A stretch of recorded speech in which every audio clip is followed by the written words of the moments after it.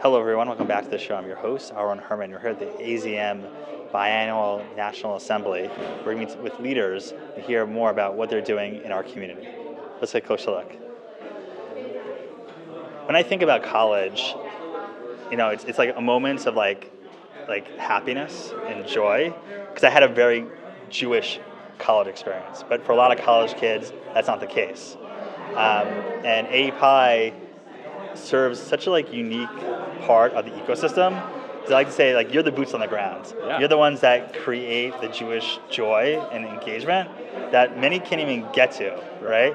So what Chabad wants or Hillel, they always say, how do we get AEPi people? How do we get it, right?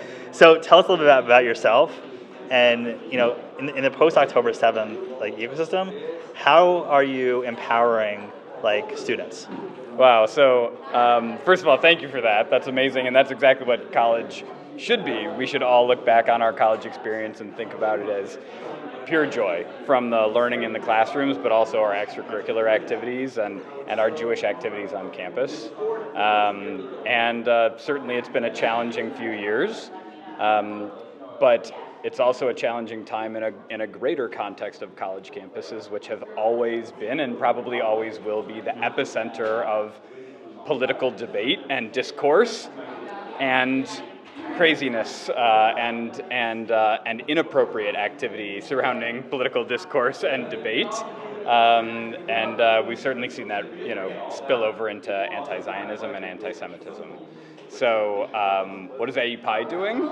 Is the kind of the $1 million question. I think it falls into three buckets of what we're doing. The first thing, and it's absolutely the most important thing that we do, is the same thing that we've always done for 112 years. We can't take our eye off the ball, which is we build the strongest Jewish leaders that the world has ever seen. Full stop, that's what we're doing first and foremost. And we are part of that pipeline and part of the continuity of Jewish leadership that we get from religious schools and youth groups into college. We inherit those students and build them into independent thinkers and people who run organizations of their own. So that's the first thing. The second thing that we're doing is we are building our communities. Not just our Jewish communities, but AEPi is an engagement engine for the non-Jewish communities on college campuses. Certainly some of that starts at our social events, which we are not shy about. They're great fun, and you're smiling, which means that we did our job on college campuses. But those relationships grow into much, much more. They grow into relationships where people have peer-to-peer dialogues about tough issues in dorm rooms, over lunch, over coffee, and do positive things together that enable the common point, the common connection point. In recent years, we've found particular value in philanthropy and community service work that we can do with our non-Jewish peer organizations and engage literally millions of campus students. And then the last thing is that we're doing particularly in this environment is higher education advocacy, and it's really in the higher education space. We are student affairs professionals and the experts in student affairs for the entire Jewish world. We've been operating in that club space on campus for the entire time and have really deep-seated relationships with the administrators that work directly with college students in all of the issues that have all of a sudden become really hot topics for the Jewish community: student conduct,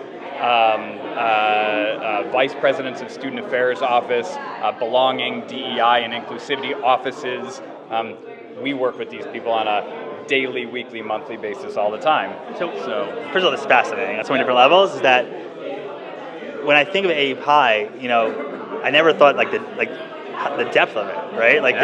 It's important because, like you said, yes, you can party, which is important. It is a very important part, right?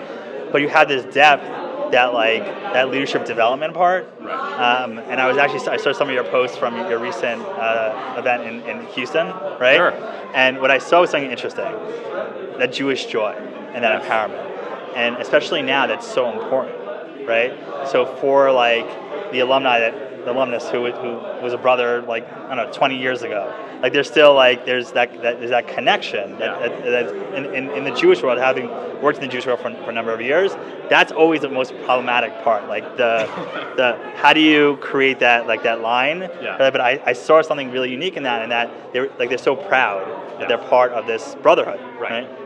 Yeah, I mean, I think that it's reflective of what a Jewish life after college should be, which is holistic.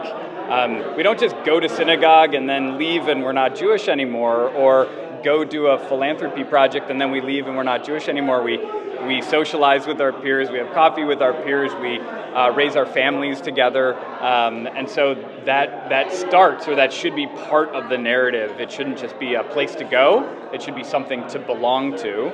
I'm laughing and smiling about our posts at Houston, because Herb Block and I hung out together at the AEPi pool party, which was Herb, I think, was a little bit of a fish out of water for a second, but it's months and months later now, and still one of my highlights of the year was Herb Block smiling, looking out at the kids in the pool and eating and dining, and people of all ages, alumni in their 80s and 90s, and smiling and saying, I totally get it now. Right. I totally get it now. And that moment was so great for me. And I love that because, like, that's what we need now, right? Yes. In the post-October 7th sort of world, for different people that I've met, right?